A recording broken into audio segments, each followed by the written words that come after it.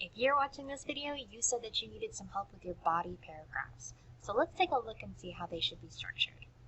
First and foremost, you want to make sure that you are connecting your body paragraphs back to your thesis statement. Your thesis statement should read something like this.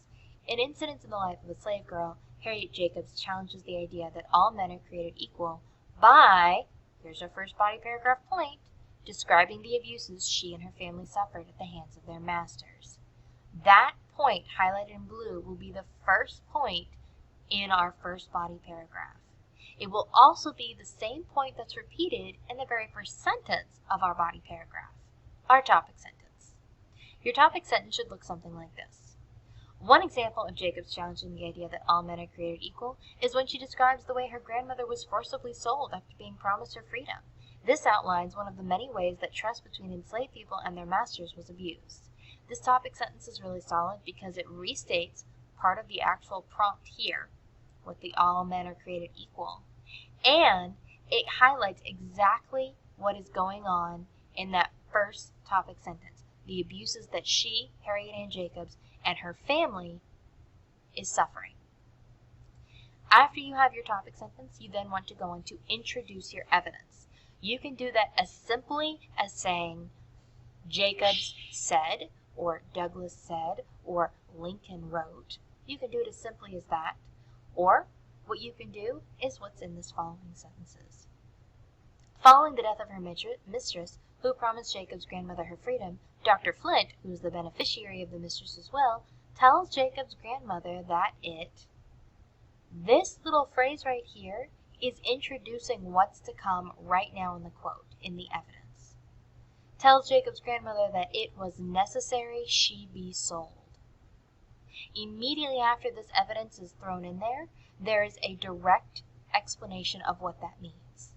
This was a direct violation of the trust that Jacob's grandmother had with her deceased mistress.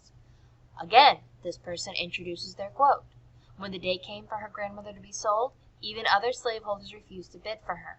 This was due to the fact that, our quote again, everybody who knew her respected her intelligence and good character, and that her long and faithful service in the family was well known.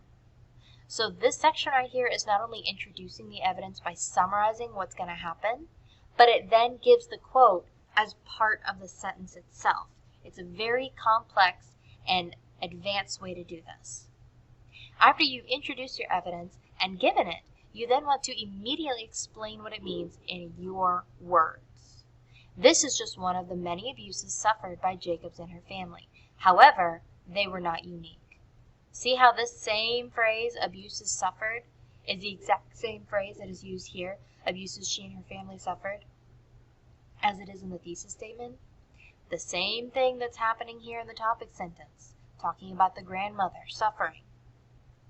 Finally, after you explain your evidence, you then want to connect your evidence. And that means you want to connect your quote or quotes back to your topic sentence, which should connect back to your thesis statement.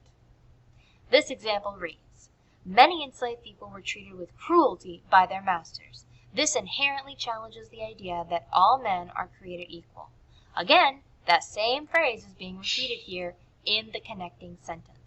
And that makes it very clear for your reader, me, and your teacher, what you're supposed to be doing.